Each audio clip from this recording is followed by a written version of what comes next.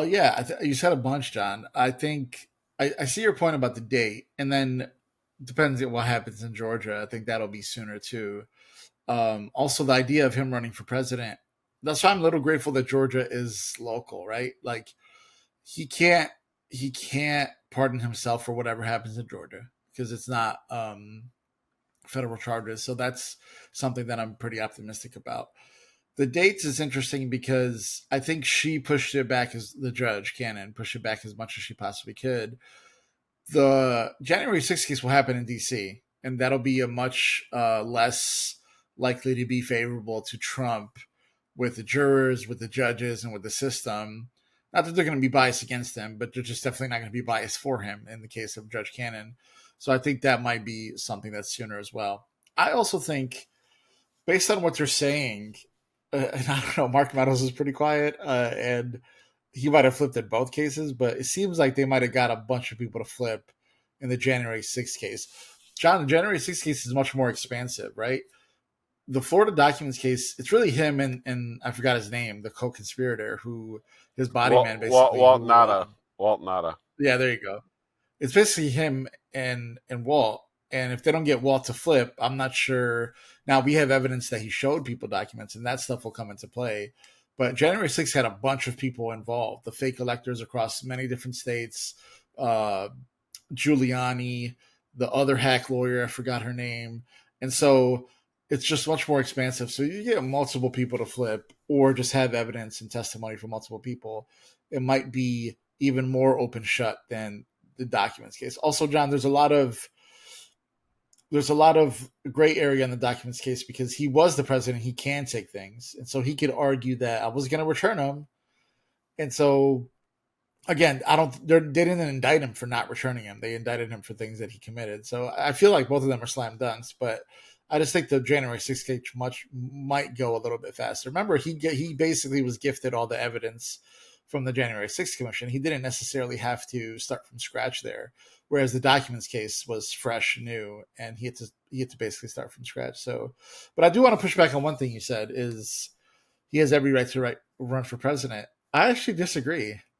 There's people who caught a weed charge and have to spend 120. Right, Khalif Browder didn't even see a trial date, and he spent all those years in jail, let alone run for president. So I think it's a slippery slope if we say anybody who's indicted shouldn't be able to run for president.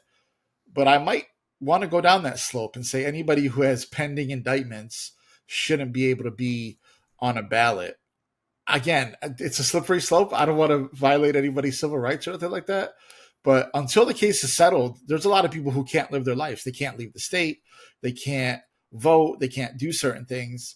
Yet he's going to run for president as his ultimate end game. So that's the one Well, thing that I would kind of push back on. um, let me just tell you something here. Uh, I understand what you're saying, but laws are laws, right? And I'm not sure if you knew this, and if you didn't know this, you're about to you're about to just crack up with what I'm going to tell you. So, have you ever heard of a guy by the name of Kenneth or Keith Russell Judd?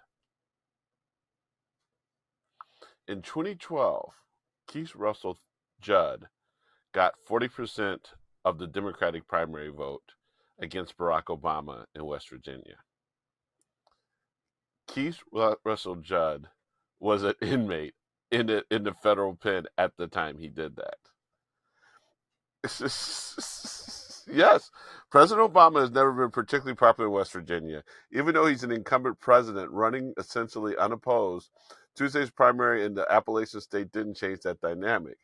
Um, More than 40% of Democrats voting chose to cast their ballot for Kenneth Russell Judd, an inmate at the Beaumont Federal Correctional Institution in Beaumont, Texas, where he's doing time for extortion and threats made at the University of New Mexico in 1999. Judd scored 42.28% of the vote, or 49,490 votes, compared with President Obama's 57.72%, or 67,562 points. So neither Mr. Obama nor Mr. Judd, who is in prison, physically campaigned in the state. So what I'm saying is a federal conviction does not keep you off the ballot. A federal indictment does not keep you off the ballot. Um, Now, what's funny is you do realize that in some states, though, being a convicted felon means you're not allowed to vote, right? So realistically, if Trump's a convicted felon, he lives in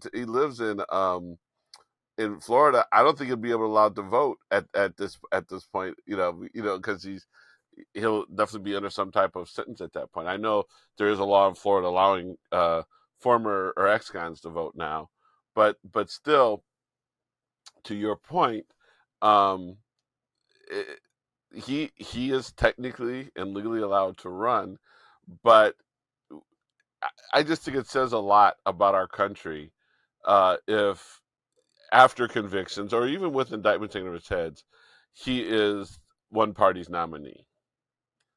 I would like to think that for some people who would say, "Oh, the other party's nominee is definitely a convicted felon," I'm definitely not going to vote for him. I'm going to vote against that party. I hope that is what happens, but I don't.